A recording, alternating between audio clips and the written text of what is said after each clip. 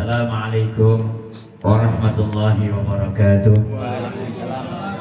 Bismillahirrahmanirrahim. Alhamdulillahilladzi faddala bani adama bil ilmi wal amali fi jami'il alam. Wassalatu wassalamu ala Muhammadin sayyidil arabi wal ajam wa ala alihi wa ashabihi ya nabiul ulumi wal hikam, amma ba'du.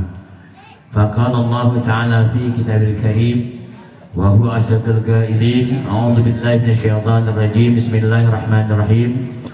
Subhanalladzi asra bi'abdihi lailan minal masjidil haram ila al-masjidil aqsa alladzi barakna haulahu linuriyahu min ayatina inna huwas samiul basir. Wa qala Rasulullah sallallahu alaihi wasallam, an-nasu qismani alimun wa muta'allimun. Atau kama qala Rasulullah sallallahu alaihi wasallam. Alhamdulillah summa alhamdulillah, pada malam ini Allah kumpulkan kita di tempat yang penuh rahmat Allah Ta'ala, tempat yang mana disebut nama junjungan kita Nabi Muhammad SAW. Maka tempat ini menjadi tempat yang penuh rahmat dan kasih sayang Allah Subhanahu Wa Ta'ala. Hadir di tengah-tengah kita para habaib, para asatir, yang semuanya semoga Allah berikan panjang umur dalam ibadah taat pada Allah Ta'ala, berkah ilmunya, berkah urusannya, sehingga kita memandang beliau daripada Allah berikan rahmat kasih sayang untuk kita semua. Di antaranya guru kita, walaupun muda tapi subhanallah ilmunya ya. Guru kita, anak guru kita Habib Ali Ridha bin Muhammad bin Husin Ali Idrus hafizahullah ta'ala. Juga ada orang tua kita Al-Mukarram Ustaz Haji Nurdin. Alhamdulillah bersampai juga guru kita Ki Haji Maqullah.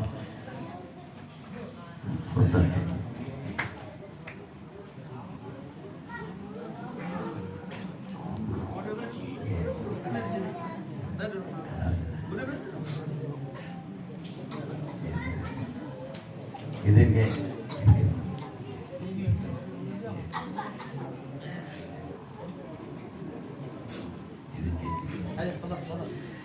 Dan guru kita juga Ustaz Haji Ahmad Mulyadi Haris, dan juga yang meninggalkan majlis Ustaz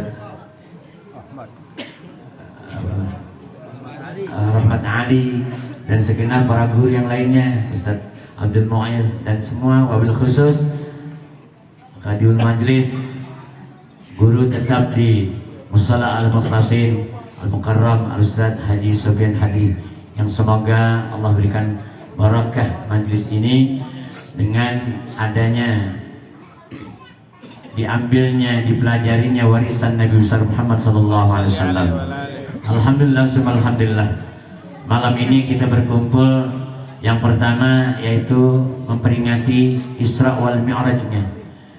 Manusia yang agung, manusia yang mulia, manusia yang dimuliakan, diagungkan oleh Zat yang Maha Mulia. Jadi yang tiada bukan, yaitu Nabi Muhammad sallallahu alaihi wasallam. Pada keluarganya, sahabatnya, yang mana kita malam ini amat beruntung. Tidak ada keuntungan yang besar di dunia ini selain kita menjadi diberikan nikmat yang besar, diberikan kita menjadi umat Nabi Muhammad sallallahu alaihi wasallam. Dengan demikian itu Allah berikan kasih sayang yang banyak kepada kita. Ummati ummatul marhumah. Umatku adalah umat yang penuh mendapat kasih sayang dari Allah Subhanahu wa Ta'ala, sehingga ibadah kita pun Allah ringankan dengan sebab junjungan kita Nabi besar Muhammad sallallahu alaihi wasallam. Kalau kita bicara Isra wal Mi'raj, sudah banyak kita mendengarkan nasihat tentang Isra wal Mi'raj. Tentunya ini diawali kalimat subhana. Allah menyatakan subhana, maha suci Allah Ta'ala, Allah yang agung, Allah yang gagah, Allah yang tidak butuh kepada makhluk, namun makhluk pasti butuh kepada Allah Subhanahu wa Ta'ala. Inilah yang dinyatakan bahwasanya Allah menyatakan kalimat subhana, masih Allah dari sifat kekurangan. Allah maha gagah, maha segala-galanya, sehingga dengan kekuasaannya Allah Ta'ala asra, menjalankan, bukan dengan kalimat sarah bi'abdihi. Nabi Muhammad tidak jalan, tapi Allah, cara Allah lah, dengan kekuasaannya, dengan iradahnya, dengan kodratnya, Allah menjalankan baginda Rasulullah Muhammad SAW. Dari mana? dari Masjid Haram ila Masjid Aqsa, yang mana kita sudah paham, sering dengar kita nasihat kalau jalannya perjalanan zahir manusia biasa dengan zahirnya bagaimana, dengan ontak yang bagus aja kurang lebih 2 bulan kata. Tapi baginda Rasul dengan cara Allah Ta'ala kekuasaannya, Allah berangkatkan Nabi Muhammad SAW dengan penuh rahmat Allah SWT. Nah, tentunya banyak hikmah di dalam perjalanan Nabi Muhammad SAW yang kita bisa ambil. Di antaranya linuriyahu min ayatina, Allah memperlihatkan tanda-tanda kekuasaannya. Di antaranya Nabi Muhammad SAW diperlihatkan berbagai macam. Nabi dikasih lihat neraka, Nabi dikasih lihat surga. Siapa aja penghuni neraka. Nabi di situ ada orang yang perutnya melebihi seperti rumah, bahkan lebih besar dari rumah.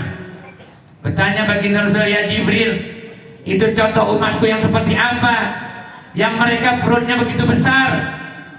Kata mereka, Jibril, itulah contoh umatmu yang waktunya meminum minuman yang diharamkan Allah Ta'ala, makan makanan yang diharamkan Allah Ta'ala, dan cara-cara yang diharamkan Allah Subhanahu wa Ta'ala. Itulah saudara, diperlihatkan. Belum lagi nanti ada orang yang mengetuk-ngetuk palanya dipukul aja, jadi lagi, pukul lagi, jadi terus aja. Siapakah itu? Itu bentuk model calok. Tahu calok? Orang yang kerjaannya nyuruh mulu, sholat mulu, tapi nyuruh sholat dia nggak sholat, ya. Nyuruh ibadah, nyumbang dia nggak nyuruh. Nah yang begini, calok yang begitu. Nah, jangan saudara. Ini diperlihatkan kayak begini agar ngambil ibrah kita, nasihat jangan seperti itu. Di surga juga diperlihatkan, subhanallah, Nabi diperlihatkan daripada penghuni surga yang luar biasa. Lalu sampailah Rasulullah SAW yang sudah kita sering dengar, Nabi Muhammad menerima perintah ibadah sholat yang jumlahnya luar biasa 50 waktu. Namun Allah Ta'ala berikan rahmat bagi Rasulullah untuk kita menjadi 5 waktu. Namun tetaplah Allah tetapkan pahalanya tetap 50 waktu, ya. Inilah hebatnya Allah Ta'ala memberikan rahmat pada Nabi Muhammad SAW. Dalam kitab Nurul Zolam kalau nggak salah disebutkan sampai 9 kali bolak-balik Nabi Muhammad SAW mundar-mandir, ya. Ketemu siapa? Ketemu Nabi Musa, mundar-mandir bolak-balik sampai akhirnya Allah tentukan 5 waktu. Itu pun masih disuruh sama Nabi Musa, ya Muhammad, ya Rasulullah, naik lagi deh, umatmu nggak bakal sanggup 5 waktu. Nabi Muhammad bilang, ya malu kata kita, ya 50 dikurang 45, ya Allah, itulah. Tapi nyatanya benar saudara, nyatanya benar 5 waktu yang sudah diringankan Allah. Namun kita banyak lalai saudara, banyak lalai. Kadang zuhur kagak. Makanya di dalam kitab Ma'arijul Yaqin ada satu kalimat, kalau nggak ada khilaf ada kalimat begitu. Ketika berkumpulnya, berbicaranya hewan berbicara. Yang pertama kambing, alhamdulillahilladzi ja'alani ghanaman wala taj'alni kirdan. Ya Allah, aku masih bersyukur, ya Allah, kau jadikan kambing, tapi jangan, aku tidak suka, jangan kau jadikan aku monyet. Tuh, kambing masih bersyukur jadikan kambing, ya. Tapi kambing bilang, yang penting jangan jadi monkey, ya. Monyet jangan, ya. Tapi ketika dengar itu monyet ngomong juga, alhamdulillahilladzi ja'alani kirdan, aku juga ya Allah bersyukur jadikan monyet. Wala taj'alni kalban, yang aku nggak pengen jangan jadiin anjing. Tuh, ya, monyet biar kata modelnya begitu. Itu monyet masih nggak mau, mendingan jadi monyet daripada jadi anjing. Ini sih bicara bukan saling bukan saling menjelekkan, bukan. Lalu anjing pun mengatakan, alhamdulillahilladzi ja'alani kalban, aku juga bersyukur jadi anjing. Wala taj'alni khinziran, yang penting aku nggak dijadiin babi. Nah inilah akhirnya babi ngomong apa? Alhamdulillahilladzi ja'alani khinziran, aku masih lebih senang jadiin babi. Wala tarikis shalah, Jangan sampai aku dijadikan orang yang ninggalin sholat. Berarti orang yang ninggalin sholat dengan sengaja, orang itu derajatnya lebih rendah dari babi. Hati-hati nih, ya. Ini hati-hati kita, ya. Banyak orang pala orang ketika zuhur lewat nggak sengaja, dia nggak sengaja nggak sholat. Padahal as-salatu imaduddin, sholat adalah tiang-tiangnya agama. Bagaimana kita mau mendirikan Islam, mendirikan ibadah-ibadah yang lainnya, sementara kita punya pondasi sudah tidak ada. Inti zakat, inti haji, nggak sholat, nggak ada manfaat itu saudara. Artinya dia jadi berat. Kita sudah sering dengar yang nanti ditanya dihisab sholat. Perintahin anak-anak kita. Jangan sampai anak-anak kita nggak sholat. Na'udzubillah min zalik. Ya, istri kita kalau kita punya istri sholat suruh. Yang tuh bini maka orang dulu saya suruh banget tuh Allah. Nyampe kasur berani dibasahin bapak dulu. Ini anak berani gak sholat subuh, diseblok sama air tuh, 2 bak belum tuh. Nyampe basah tuh, apa namanya kasur. Kata bini ngomel, bang basah, biarin daripada anak gue masuk neraka. Tuh kayak begitu. Ini bapak begini ada begini sekarang. Berantem kalau bininya belain. Bang jangan gitu-gitu amat, lu gak dulu baru sembahyang baru 2 kali bener kan gitu. Ini karena bini rese juga sih. Ngomong-ngomong begitu, abang juga dulu jangan sedih. Didik anak-anak kita ibadah sholat. Bab kalau sudah tidak sholat, itu berarti di rumah kita ada bom waktu yang akan siap meledak. Allah ambil keberkahan rumah, ya, karena rumah sudah tidak ada lagi daripada orang-orang yang taat pada Allah Subhanahu wa Ta'ala. Di dalam kitab Irsyadul Ibad disebutkan bagaimana diceritakan onta lari-lari, lalu onta menyatakan, ya Muhammad, ya Rasulullah, sembunyikan aku, selamatkan aku. Lalu ontak ngumpet di belakang Rasulullah SAW. Lalu ketika itu datang Arab Badui, dia membawa satu alat sajam. Oh kata bilang golok, kata orang Gang Pucung bendu yang agak puntet gitu. Bagus, ngacungin ya Muhammad. Jangan kau selamatkan ini onta. Saya akan bunuh ini onta. Kata Rasulullah, kenapa itu membunuh dia? Dia udah melawan saya, dia udah gak patuh sama saya, dengan mati aja tuh onta. Nabi bertanya pada onta, ini onta bisa ngomong saudara dengan izin Allah Subhanahu Wa Taala. Ya kata Rasulullah, onta emang inti begitu sama Tuhan inti ngelawan mulu. Kata onta, ya Rasulullah, aku gak maksiat sama dia, tapi semenjak dia gak sholat isya, aku gak mau lagi kumpul sama dia. Lebih baik aku keluar dari rumah tersebut daripada aku kumpul sama orang yang tidak sholat. Coba ontak saudara sama orang yang gak sholat isya doang, gak mau kumpul. Nah kita betah. Ini gak sholat bertahun-tahun PA, diem aja gak ada ngomelnya. Ganti bini sedih. Lah presidennya ganti dengan Tuhan. Bab kalimatnya beda saudara. Di Quran dijelaskan atiullah wa atiur rasul wa ulil amri. Kalimat ulil amri kan pakai atiu. Berarti kalau pada Allah pasti pakai atiullah, taat pada Allah. Sebab Allah nggak pernah salah. Wa atiur rasul nggak pernah salah. Tapi wa ulil amri bisa salah sebenarnya. Makanya tinggal melihat taatnya. Nggak perlu taat juga sama pemerintah. Ya dulu apa? Maksiat pada Rasul. Ya sama Rasul, sama Allah dan Rasul aja jangan. Lagi tinggal bini. Kan? Bini kan bisa second. Oh second. Ya udah gak sholat, masya Allah, itu ngasih ya. Nah, akhirnya yang terjadi ini ontak. Saya mau balik pada orang ini asal satu, dia jangan tinggalin sholat isya. Akhirnya bikin perjanjian Badui sama Rasulullah sama ontak. Akhirnya ini Badui tobat nggak lagi ninggalin sholat isya. Betapa dahsyatnya saudara. Binatang aja nggak pengen tinggal sama orang nggak sembahyang sama sholat. Ya nggak sholat. Kenapa al-balamu ya'um? Bala itu umum.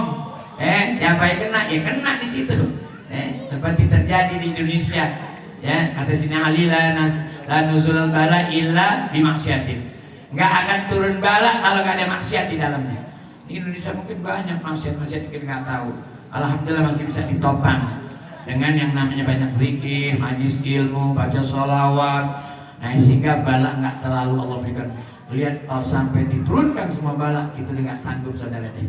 Kenapa? Banyakkan dosanya daripada taubatnya.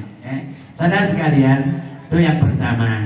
Yang kedua adalah ini malam adalah majlis ilmu.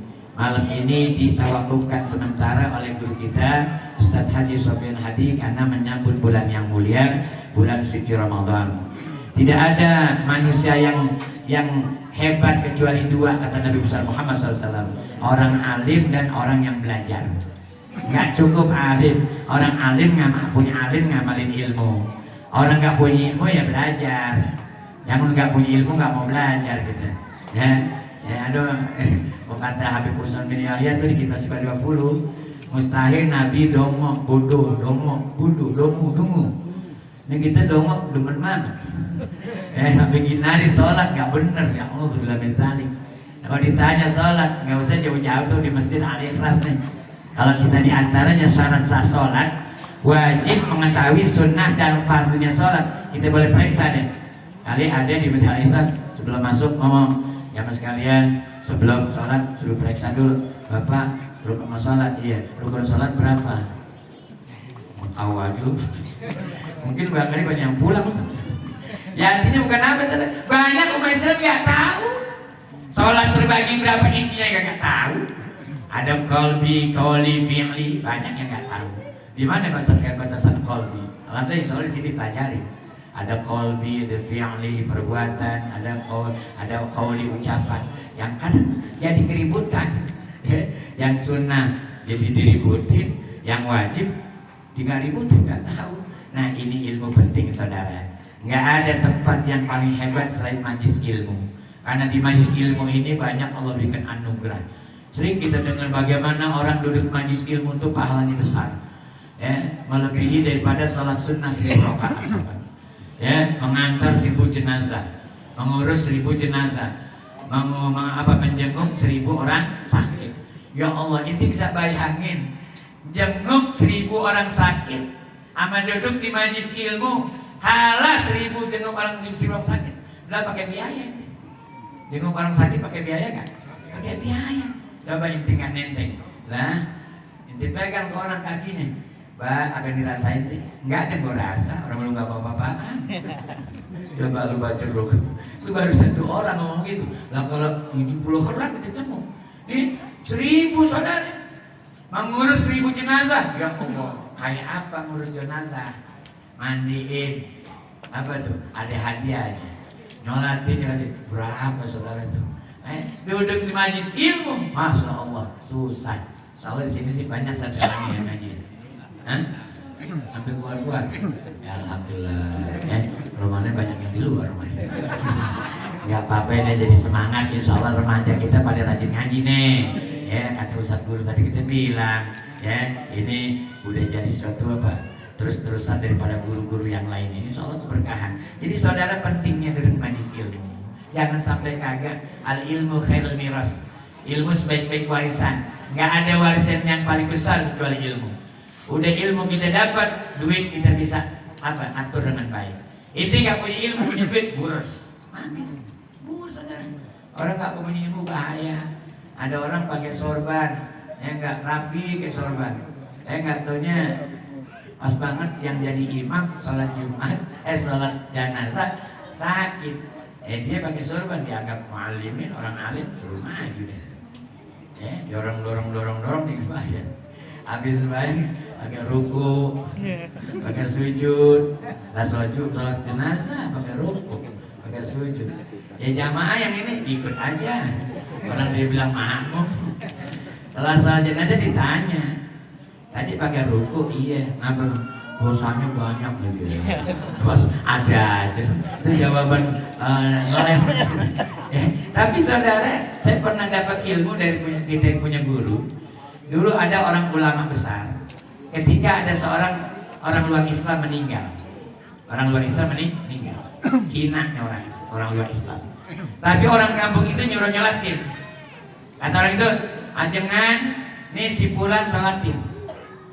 Katanya ajengan gak boleh, dia orang luar Islam, orang kafir. Kalau ajengan gak sholatin, saya gak kamu sholat lagi. Emang ngapa ini sholatin? baik banget Sri bagi dodol. Gara-gara dodol. Gara-gara dodol sembahyang jenazah padahal orang kafir. Ya Allah. Ya jangan diem aja. Yaudah, bayangin deh. Tapi mainnya di belakang. Belakang mana? Di belakang kita. Lah emang ada. Dia mau nggak? Ya udah deh. Tuh, nah, ini kelas sholat ini yang ngadepin orang bodoh susah saudara. Udah bodoh tekan. Susah. Ini ajangan pintar cerdas. Gimana kita ditanya? Jangan. Yang saya tahu soal jenazah ini, mainnya di depan, di belakang. Kalau orang Islam di depan. Ini orang kafir, kita tuntun belos Islam. Oh gitu. Itulah orang ulama begitu, punya cara. Ada lagi orang Islam meninggal, mabok kerjaannya, maksiat gak berhenti, bayang gak pernah, tapi KTP-nya Islam. KTP-nya Islam. Kata ajengan, si bulan meninggal sholatin, enggak. Orang kampung balik ke menyalat Jumat, bukan mabok kok kan? Bukan mabok, gak pernah sembahyang kan? Kata ajengan sholatin, udah berapa orang aja dah, nyariin. Tuh, ya sholatin deh. Ini ajengan tahu kalau disebut Isyhadu anna hadzal min al khair, enggak bakalan jawab ya. Jangan boga orang PA. Enggak pernah ibadah. Tapi orang ajangan pintar banget dia mah. Luar biasa orang guru tuh perilakunya begitu tuh. Ketika di salat nyolat dibilang, "Ya Mas sekalian, baru saja kita melaksanakan mayit orang benar. Benar. Orang benar, benar. Orang benar, emang orang benar. Dari plastik." Antuh, itulah saudara. Hal-hal yang begitu kadang bisa terjadi. Ya, itu urusan ulama sebenarnya. Kecerdasan dia di dalam bagaimana caranya mengantisipasi urusan masyarakat yang kadang tekak, saudara. Ini tekak luar biasa. Nabi Isa bisa hidupin orang mati dengan izin Allah, yang baru dan yang lama. Tapi ketika menghadapi satu orang tekak, Nabi Isa nyerah. Susah ngadepin batu. Udah tekak, Masya Allah. Kata orang Betawi apa nih? Apa tuh? Saklek, gaglek. Lu gak sembahyang, ngapa lu? Tuh, yang gak sembahyang gua, yang dibakar gua, yang masuk neraka gua, ngapa lu? Yang begitu itu jangan layanin. Udah tinggal. Kenapa? Udah bawa caranya sudah. Bukan nanti kawan. Karena susah saudara. Makanya kita minta sama Allah biar hati punya hati lembut, yang masih bisa menerima nasihat. Jadi duduk di majlis ilmu penting. Ini guru kita mau ditutup majlis karena akan datangnya bulan suci Ramadan. Tentu sudah banyak persiapan kita di dalam kegembiraan menyambut Ramadan. Di antaranya sedikit-sedikit Anda sampaikan tentang fadilah keutamaan Ramadan dan juga hal-hal apa di antaranya yang wajib kita jaga Ramadan itu. Tinggalin yang membatalkan puasa dan yang membatalkan pahala puasa. Yang batalin puasa kita sudah paham, makan minum dengan sengaja batal.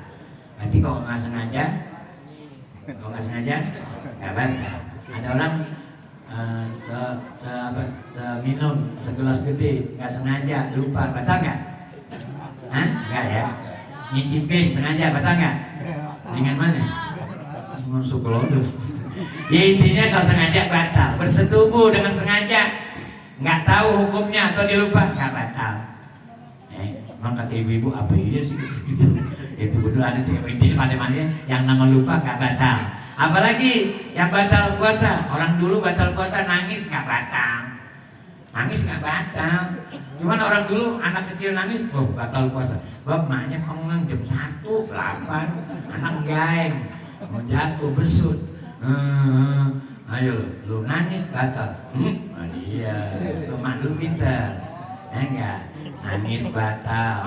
Lagi, orang dulu banyak batalnya, lari-lari batal. Apa aja batal orang dulu. Tapi orang dulu emang caranya begitu Pak. Biar kata nggak kuliah orang dulu cerdas-cerdas Pak. Ya anak berhenti takut orang dulu. Lah orang dulu sih Pak. Ya Allah, hebat banget Allah kasih. Enggak sakit perut pakai daun bandotan. Itu yang di pinggir kali, di pinggir comberan tuh, kucap, baik. Kencing mulu, capung.